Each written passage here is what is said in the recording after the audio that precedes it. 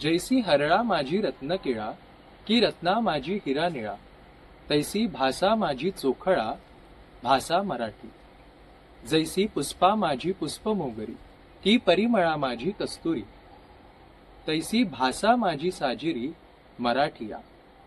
पखियामध्ये मयूरू, वृखियामध्ये कल्पतरू, भाषामध्ये मानू थोरू, मराठी येसू. कसं वाटलं हे मराठीचं वर्णन? पण जर मी तुम्हाला असं म्हणालो की हे वर्णन एका ब्रिटिश व्यक्तीने मराठीसाठी लिहिलंय तर तुमचा विश्वास बसेल का? होय, ख्रिस्त पुराण या ग्रंथामध्ये फादर थॉमस स्टीफन्स यांनी या ओव्या लिहिलेल्या आहेत. आपण गणेश पुराण, शिवपुराण, पद्मपुराण अशी पुराणांची नावं तर ऐकतोच, पण ख्रिस्त पुराण ही काय भानगड आहे? चला आज जाणून घेऊयात फादर थॉमस स्टीफन्स आणि त्यांच्या ख्रिस्त पुराण या ग्रंथाची गोष्ट. फादर थॉमस स्टीफन्स यांच्या जन्माबद्दल आणि त्यांच्या सुरुवातीच्या कालखंडाबद्दल जास्त माहिती उपलब्ध होत नाही. थॉमस यांचा जन्म बुस्टन या गावी इंग्लंडमध्ये 1549 साली झाला होता. थॉमस यांचे वडील व्यापारी असल्याचे वाचनात येते.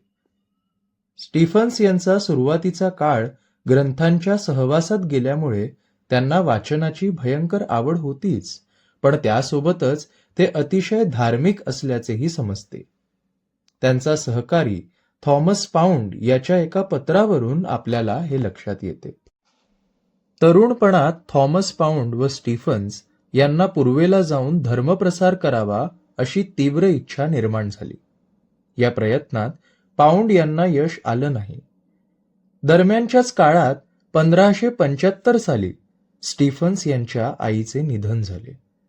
त्याच वर्षी स्टीफन्स रोमला गेले आणि तिथल्या सोसायटी ऑफ जीजसचे ते सदस्य झाले. या संस्थेतून परवानगी घेऊन पुढचं शिक्षण पूर्ण करण्यासाठी आणि धर्मप्रसारासाठी स्टीफन्स यांनी लिस्बनहून भारतासाठी प्रयाण केले.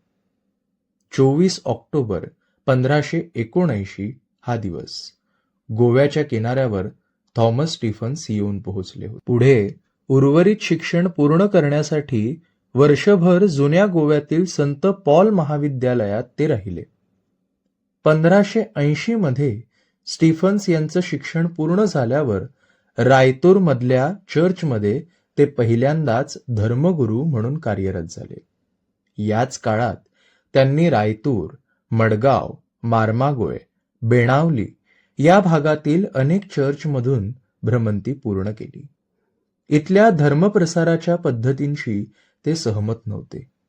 गोव्यात धर्मविषयक धोरणांचा विचार करण्यासाठी ज्या 5 धर्मसभा झाल्या त्यापैकी तिसऱ्या म्हणजेच 1585च्या धर्मसभेत स्टीफन्सने इथल्या देशी भाषेत ग्रंथांची निर्मिती करण्याचं आवाहन केलं.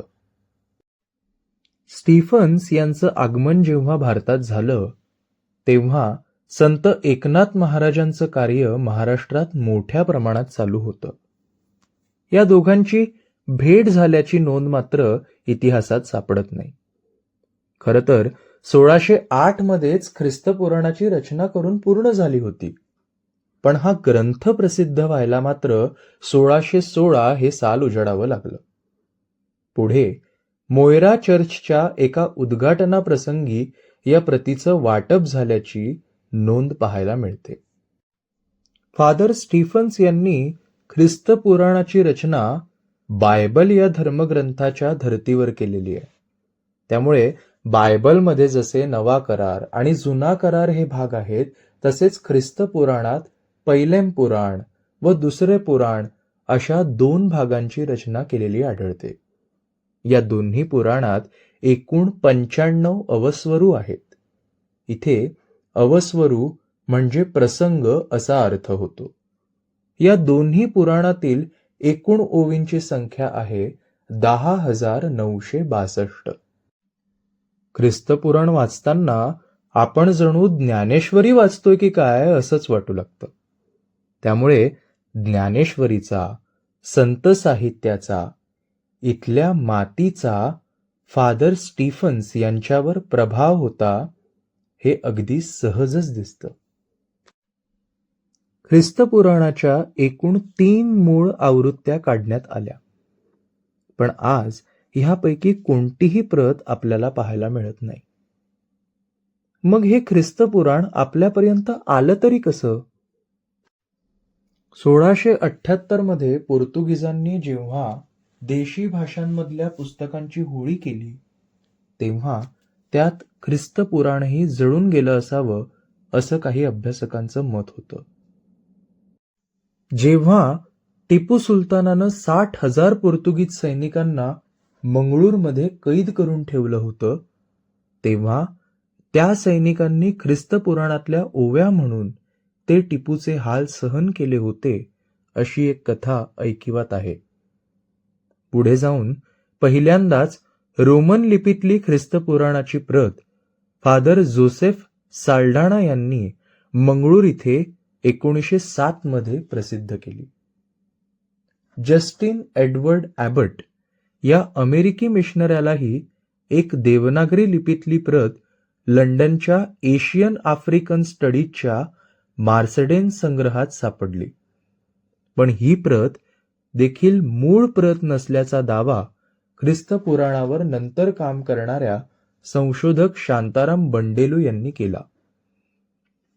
शांताराम बंडेलू अहमदनगर महाविद्यालय येथील मराठी विषयाचे प्राध्यापक होते. जोसेफ साल्डानांच्या रोमन प्रतीचं पहिल्यांदाच मराठीत देवनागरीत लिप्यंतर करून ख्रिस्तपुराणाला मराठी लिपीत संपादित करण्याचं काम यांनी केलं. कारण याआधी मार्सडेन संग्रहातील प्रतीऐवजी अन्य कोणतीही प्रत मराठीत उपलब्धच नव्हती. या कामात त्यांच्या आधी अहमदनगर कॉलेजचे संस्थापक भापान हिवाळे, फादर दोरीद या विद्वान मंडळींनी मराठी लिप्यंतर करण्याचे प्रयत्न केले होते.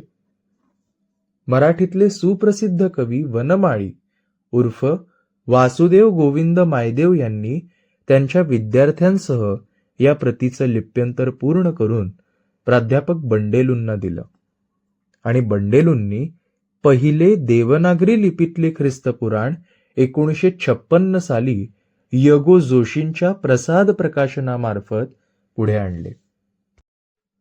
मराठीचे सुप्रसिद्ध संशोधक प्राध्यापक का प्रियोळकर यांनी दौत्रिना क्रिस्ता आणि आर्ते दा लिंग्वा कानारिम या 2 फादर स्टीफन्स निर्मित पुस्तकांना प्रकाशात आणण्याचं महत्वाचं काम केलं. आर्ते दा लिंग्वा कानारिम हे कोंकणी मराठीचे व्याकरण फादर स्टीफन्स यांनी रचलं. ते वसईच्या किल्ल्यात काही काळ मराठीचे अध्यापक असताना त्यांनी हे किनाऱ्यावरील ब्राह्मणांच्या बोलीभाषेचे व्याकरण तयार केले होते. एक महत्वाची नोंद म्हणजे याआधी असे काम कधीही झालेले नव्हते. दौत्रिना ख्रिस्ता ही प्रश्नोत्तरांची संवादरूपी पुस्तिका ख्रिस्ताच्या कार्याची सर्व गोमंतकीयांना ओळख व्हावी म्हणून तयार करण्यात आलेली एक पुस्तिका होती. पुढे प्रियोळकर यांचे विद्यार्थी डॉक्टर स.गं. मालशे यांनी त्यांच्या संशोधनाचाच विषय म्हणून ख्रिस्तपुराण या ग्रंथाची निवड केली. आपण फादर थॉमस स्टीफन्स यांची माहिती ऐकली. आपण ख्रिस्तपुराणा संदर्भातली माहिती ऐकली. आपण ख्रिस्तपुराण आपल्यापर्यंत कसं आलं हे सुद्धा समजून घेतलं. आता आपण ख्रिस्तपुराणामध्ये फादर थॉमस स्टीफन्स यांनी ख्रिस्त जन्माची कथा जी ओवी स्वरूपात लिहिली आहे ती ऐकून घेऊ.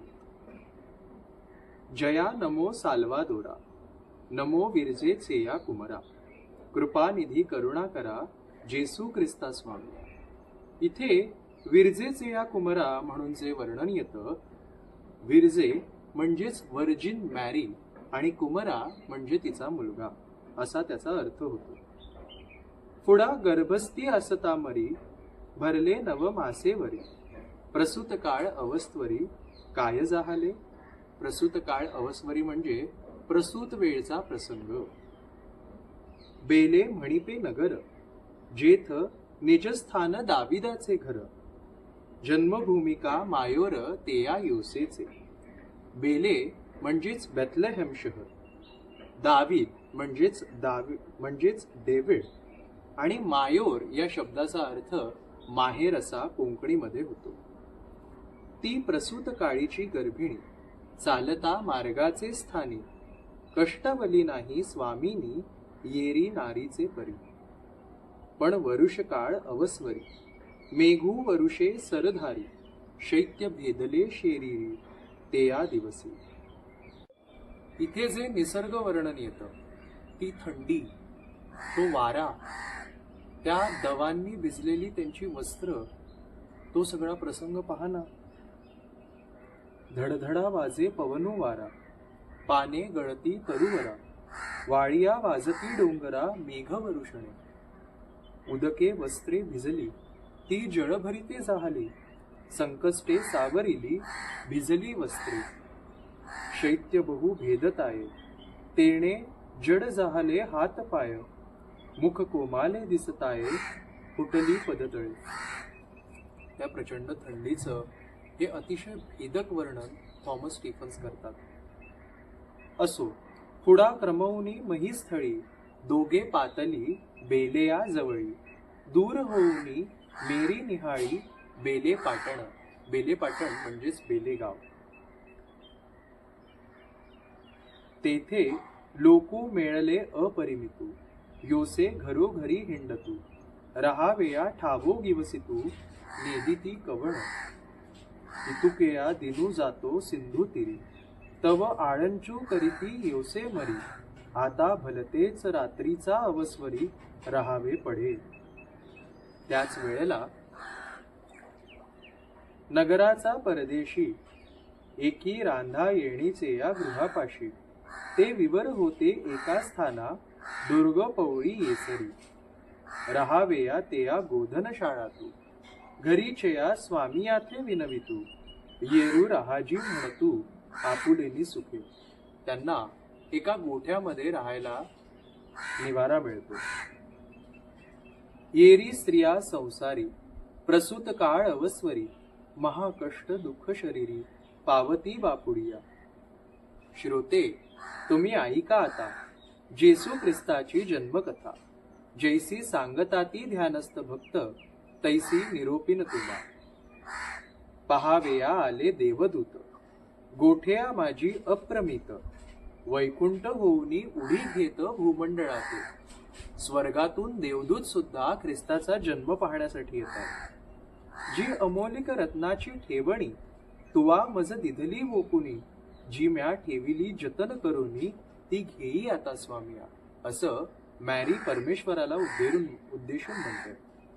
ऐसे बोलूनू अवस्वरी महासदैवी विरजे मरी. विरजे मरी म्हणजेच व्हर्जिन मॅरी.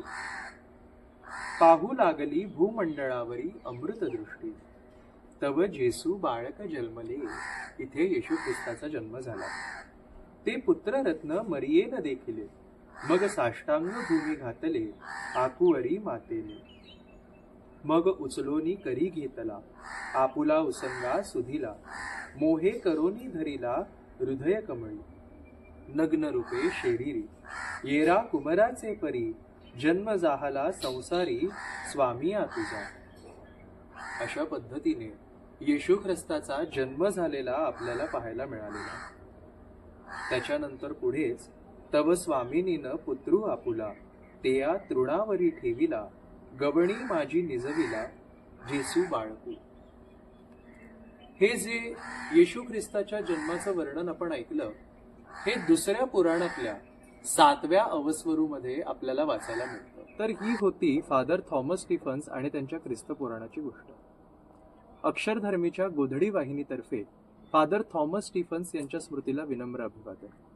आपल्याला आजचा हा भाग जर आवडला असेल तर तो इतरांनाही पाठवा आणि अक्षरधर्मीच्या गोधडी वाहिनीचं सदस्यत्व घ्या. धन्यवाद.